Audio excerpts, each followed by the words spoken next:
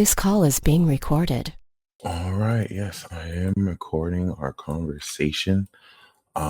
Please don't hesitate to interrupt if you have any questions at all. That's no problem. I have you at January 1, 1989, which is very amazing. At 9:17 a.m. in Australia, Kogara, that's Yep. being born in 1990. I really do like the 88, 89, and specifically 89 and 1990 year because this is where we see Uranus, Neptune, and Saturn all together in Capricorn.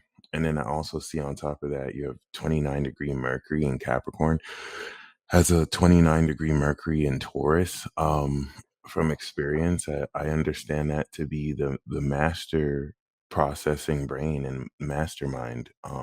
Is the peak cerebral apex of brain processing. And in Capricorn, you actually have it at the most powerful position, even though it's retrograde. I just wanted to highlight that on top of your moon being on Pluto. So I'll share an alien constructs article since, and Oh, you know, yeah, I'm actually grateful you have the eclipse reading because that seems to be a huge major aspect of the eclipse. So I'm going to give you this article called Deity Soul. Okay. yep. First of all, Aquarius is the only zodiac sign I respect because, especially the Aquarians, seriously, I've come to realize, wow, y'all are the only ones that know anything. It's like every zodiac sign has an office, and like Aquarians are librarians and the office is the library, so it's like you have access to the knowledge, whereas I think everyone's just like speculating and postulating. But yeah, I mean, to see that you have moon on Scorpio and on Pluto and Scorpio is one of the strongest vessel and I'll provide the article too that you'll be able to read. Moon vessel aliens with Pluto. Pluto vessel Yep. aliens, you can sense negativity, discovers other secrets, protect others from IRS audits, reflect power back to others so that they can own it. But I mean, I've spoken to a Gemini sun with this placement, and I was in the airport talking with her nonchalantly. And I wasn't offended by this. I was just a little terrified. She just kind of like spoke to me about private feelings so casually that I never told anybody. And I didn't even have the time to think, how did she even know I felt this? I just instantly knew it was the moon Scorpio because it's like you guys can peer into people's like unconscious and just like pull up feelings they may not even have processed. And I feel like as an aqua sun, you have much higher knowledge of how to really be receptive to this social axis because this gives you the Capricorn signature. And for it to square your sun and Mars really adds to the extreme amount of tension that you generate and feel from others. And Leo, Aquarius, Scorpio, Taurus, these signs evoke envy and jealousy a lot in very irrational ways that I'm sure that you'd be able to feel. And it's interesting because you also have Osiris next to your moon. So similar to me, in a different way, even Venus you have in that degree, 24 degrees Cap, but like technically you kind of bear this like vessel quality of this connection to Osiris. There's the asteroid, there's a point, but some people do kind of equate Hades or Pluto to Osiris because they're both lords of the underworld. But we do see those themes there. And then Lucifer is 16 degrees exactly on your rising on Pisces. The whole mechanics of Lucifer in astrology, because this is just like an asteroid that was named after it. But what I've noticed with that is that it's not necessarily like the dogmatic Christian interpretation of some kind of like evil being. Unless that person doesn't have integrity, Hmm. then their pride will pretty much be fair. Because I've met people with this on their moon who like are all intents and purposes the devil. Like it is what it is. But not it's not uncommon to have a Lucifer contact. So like a lot of people have some kind of connection. And being this divine instrument as a Pisces rising divine being, which is a title here, the Ascended Master. First of all, 5 degrees North Node means that you're actually connected by destiny. So you're an instrument of this divine destiny. You got the Queen Goddess Juno on your South Node. And one thing that I've learned every time I do readings with North Node Pisces, especially 88 and 89, they always say the same thing. Every time I'm like, it looks like this is your last lifetime here. They're like, I knew it. Oh my I almost sense in your soul just like, I am fed up with 3D. I am done. And yes, I think it's amazing that you're bringing all this. I think the North Node Pisces is literally the legend destiny, or the most legendary. So when I see that around the rising, it does align you with this instrumental quality of destiny. But yeah, I think it's very significant. I mean, the North Node literally is now 4 degrees Taurus. So you recently have had the moon unlocked, as Pluto Scorpios, right? We have Pluto Scorpio and Saturn in Capricorn. So this is where 89 and 90, I sincerely believe, we're the greatest of all time. Like, we're the culmination of all the old generation, and then we set the stage of this new conscious evolution for the new generation. And Saturn is once every 30 years, Neptune is like 165, and Uranus like every 656. So it's such a rare alignment at the Mhm. culmination of Saturn. Right. Anyone who I'm going to do a documentary of all of us with this, and I would love to contact you, especially seeing you're the pure celestial counterpart of this. So all out of all of us with this, you guys represent like the elite upper echelon, which is really beautiful.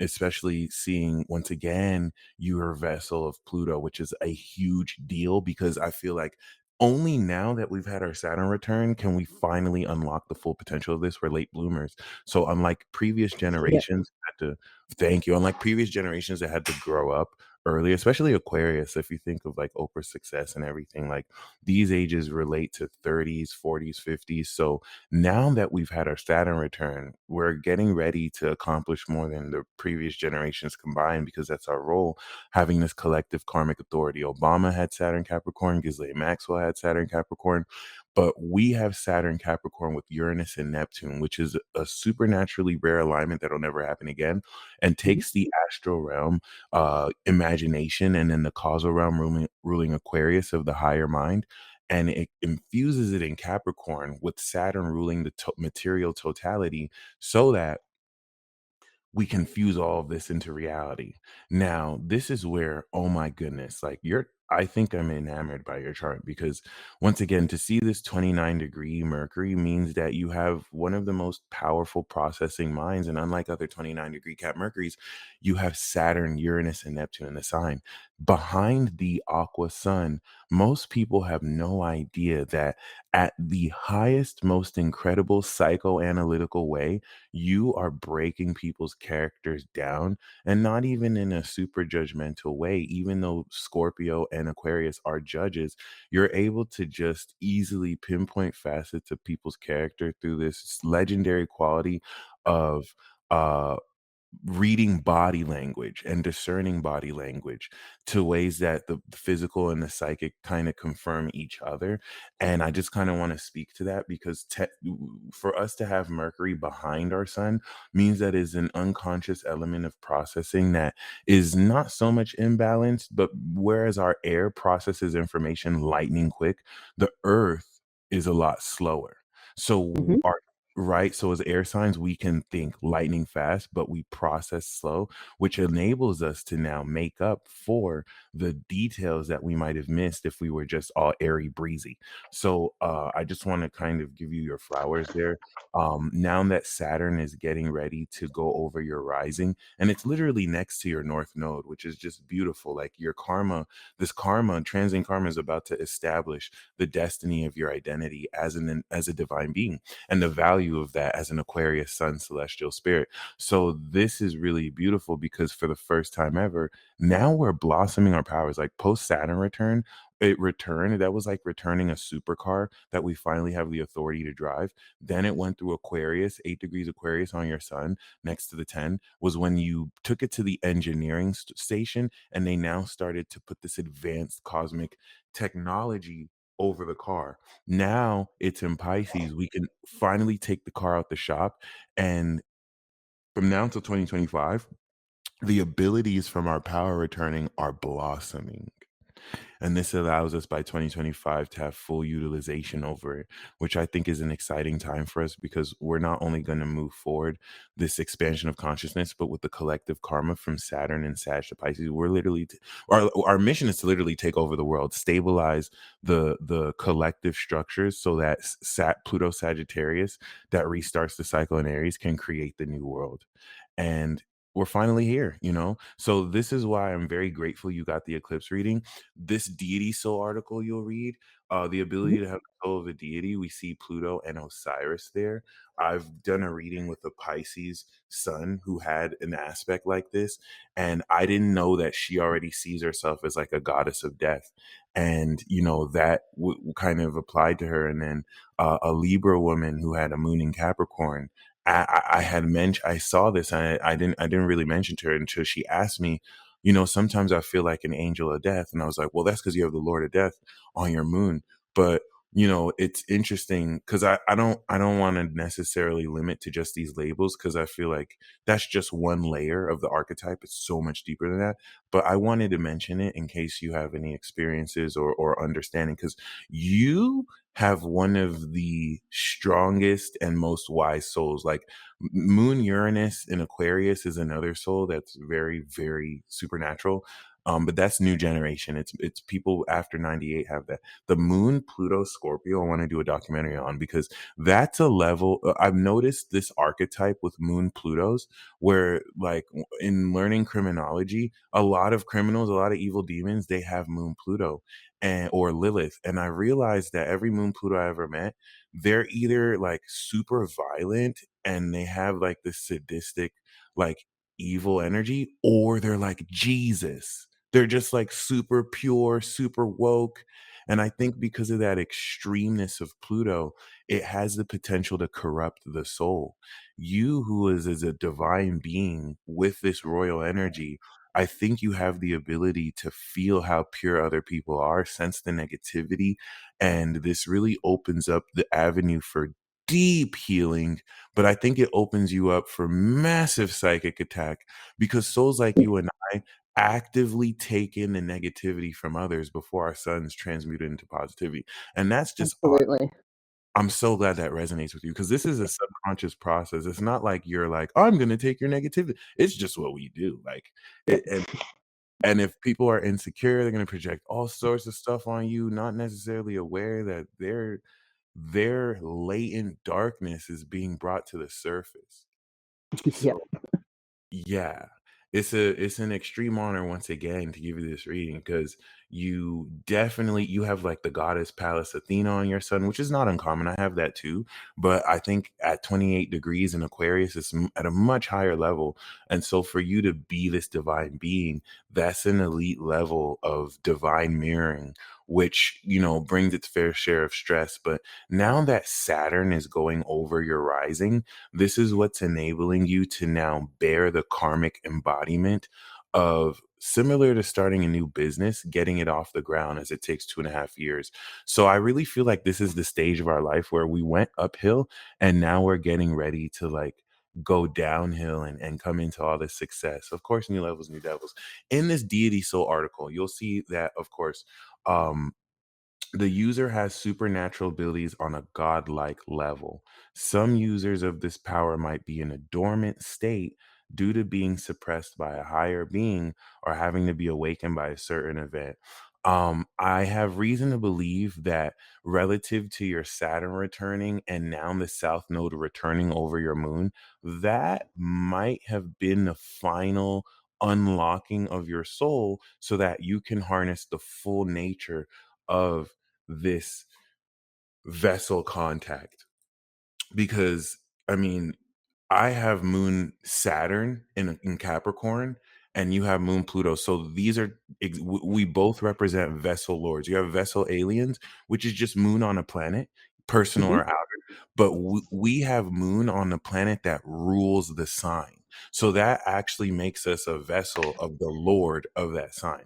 And from experience, people like that, whether they're the sun, moon, or rising, they literally carry the pronounced effect here. And it really comes up with bearing archetypes, since nothing is really coincidence. So it's really beautiful. The South Node at some point will now reach Osiris. And I think this is just going to really unlock this extreme sense of wisdom, which now, as an Aquarius sun, gives you the vibration of pure knowledge. You are the pure cosmic celestial queen as a divine being. And I hope I'm not necessarily coming off as flattering you by saying that, because I this is why I look up to this energy, because it taught me that the highest nobility of knowledge, Aquarius, or the highest level of royalty, Aquarius, is based in knowledge and knowing thyself, which is just so extraordinary. But yeah, like the Capricorn power, oh my gosh, like I can only imagine. I think the at its worst, it can bring a lot of stress with the Mercury retrograde, second guessing yourself, because the things you process are so incredible. 12th house to your sun, it might be hard for people to realistically believe you until we remember that you're an alien. So, and you're not even from here. So like it's not really supposed to make sense, because you're giving this knowledge as an advanced celestial goddess instead of as like a scientific researcher who's analyzing to try and discover the space around them. You're coming from the opposite side. You're bringing humanity this knowledge, so it's going to sound alien to other people, especially since Aquarius, being your 12th house, now gives you this transcendent quality of celestial knowledge, where 12 houses can be misunderstood, but this helps you be aware of those who are less fortunate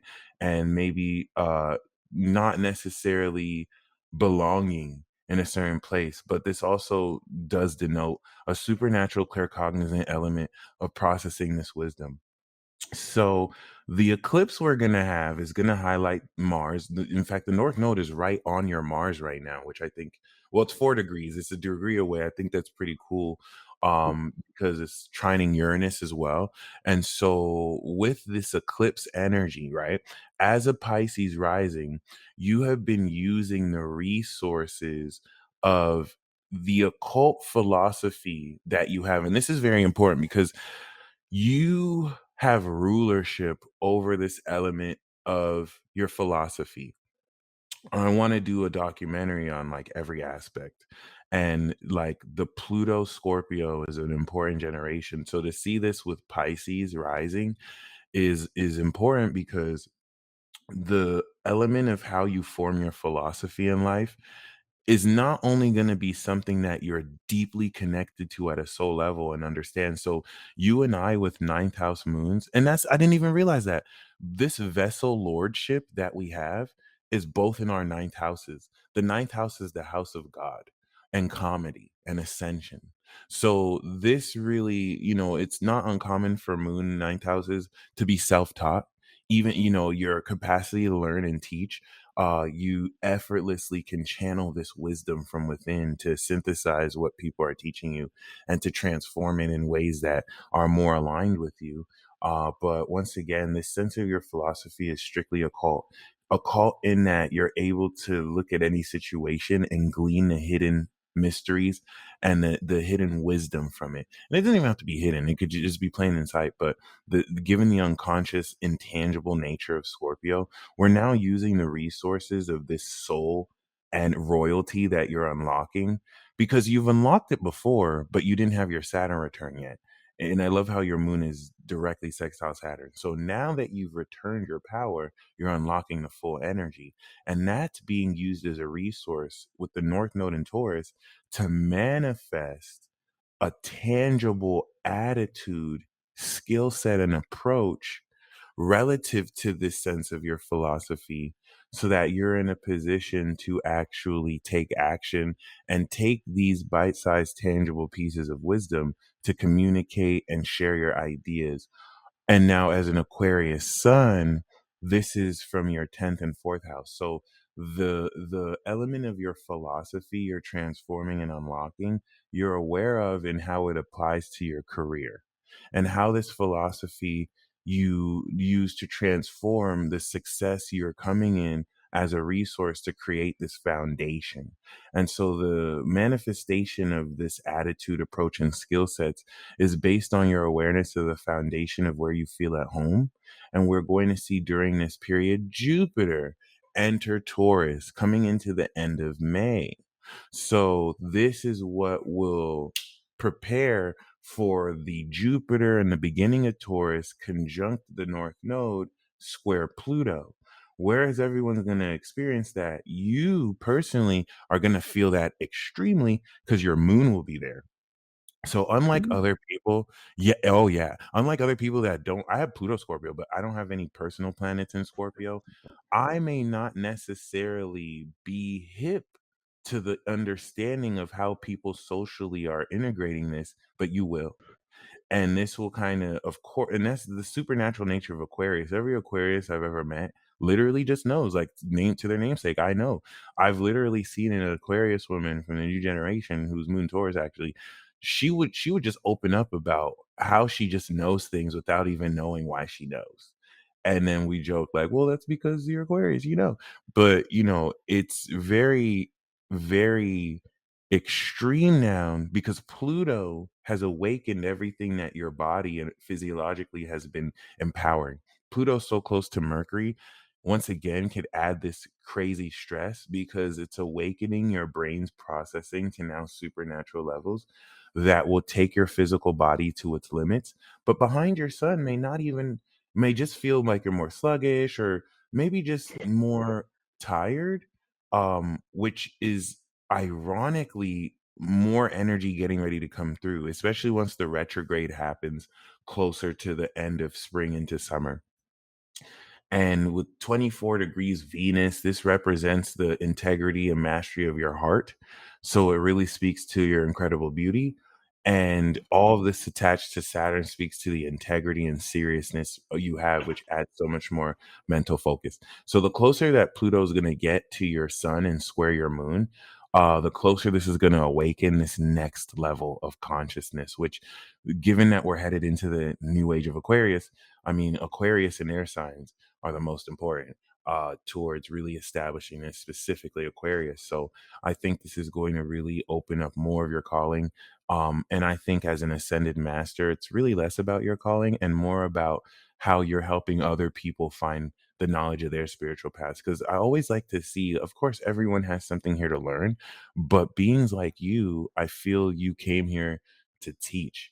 If this was the school of godhood, I totally see you as like a senior professor. So like you're not necessarily learning the ropes like someone who came to this earth school to learn. Maybe that might be different. Maybe you might feel that, but clearly even your chart says you're an ancient soul teacher. So this is really or a pure soul teacher of wisdom. So this is really, really, really, really next level. I mean, MC in Sagittarius means your legacy is to be seen, and the ruler of your MC is in Taurus, where the nodes have unlocked. And once we get into August, the North Node will now go into Aries, and it's going to focus its efforts towards driving your value, unlocking the social quality of who you're dealing with, so that based on these boundaries, the right people can invest in you.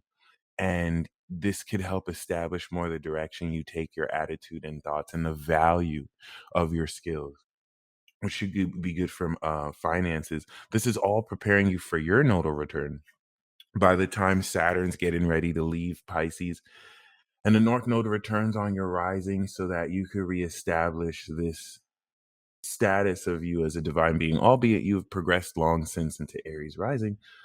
This is still very, very, very, very amazing. And that's what I'm excited about being Pluto Scorpio, because just like those born in like the 80s and the 70s with Pluto, well, no, yeah, the 70s with Pluto Libra had to deal with Pluto squaring in Capricorn. It's now our time to come of age with the Pluto square in Aquarius, which is bar none going to be the most intense and transformative social to collective experience that's going to have our generation transform not only the collective, but literally take over the world.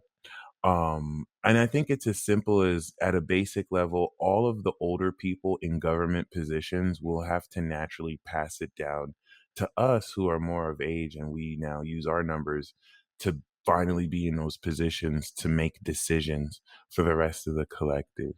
But yeah, for it to coincide with this level of evolution is very interesting. And we see how this plays out for you. But do you have any questions at all? At this point, no. That's Okay, awesome. no problem. We know that with Jupiter, you're gonna have your Jupiter return Yep. after the Taurus retrograde. So coming into 2024, when Jupiter returns for you, that's also gonna be really cool for the Capricorn energy and the trine. And I think it's just going to the Taurus chapter for me is just huge. It screams a promised land energy. So I feel like for Aquarius, it's where you land your spaceship and you really start to get more grounded footed on which, especially since Aquarius is your 12th house, the science between 12th house Aquarius as a divine being, because now Pisces rising is very controversial because this opens up shape-shifting ability. And once again, with Lucifer, the way this is looked at is Lucifer will just kind of challenge the person they're dealing with to the only thing Lucifer will tempt you to do is to just kind of find faults with humanity, because Lucifer, the way the fallen angels see it, it's like, we were all good until you made us try and worship these humans, and like we don't think that they're pure enough. With this, a huge purist approach. Like this is why it's a lot more prosecutorial base. It's like an overzealous prosecutor that's like, you're not good enough, like blah blah blah. But not necessarily like that as well. Because like I feel like depending on the person, you can take the energy of Lucifer and then embody your own good values in it. Whereas it's not the asteroid that makes someone bad, even though there's certain elements here. So I just wanted to, and I really appreciate that because it's not just really because you also have a more here and a North Node. So I like to see these asteroids as like seasonings, like just little sprinkles of essences that people kind of have around them. Is just for you to have it exactly on your rising. I feel it's significant enough to share because whereas Juno is on the South Node, like you connect with all of these planets and beings in a very intimate way. So I think this is the way you do it. And Saturn going over this is going to anchor this and impress this more onto your identity, whereas Jupiter has evolved your value in your second house. So it's expanding your money in your second house, and then it's going to go into Taurus and expand the grounding that enables you to really expand here. But yeah, I think this should be very fruitful. um I think the hardest part really was the Saturn transit through the 12th, because that's a period of isolation. There was a lot. I feel like the Aquarius 12th house had to really release the indoctrination of you kind of not being from out of this world and just trusting and surrendering to your own goddess knowledge, or just elite knowledge, cosmic knowledge, advanced knowledge. And so the 12th house Aquarius are supernatural cosmic beliefs, but the third house Taurus are grounded attitudes. So it's Hmm. the challenge of taking these like higher cosmic belief systems and how to actually, it's like having the belief that you can create a legendary piece of technology, and then the third house Taurus actually creates the device in a certain sense. So this is what you're bridging with all this. Definitely been feeling like that. Nice. Definitely. Yeah. All right. Well, thank Cool. you once again for ordering this. I'm going to send this to you. You'll get an email from WeTransfer. Oh, fantastic. Thank you. No problem. And you have a blessed week. I will, you too. Thank you. You've given me a lot of hope, and not that I'm just scrambling around now. Thank you. I appreciate it a lot. No problem. Awesome. Look forward to the recording and the link. All right. I'm going to send that right now. Fantastic. Will that be in my email? Yeah. Yeah. No problems. Thank you. Well, I will disconnect now. It's been a pleasure. Likewise. And once again, you have a blessed weekend.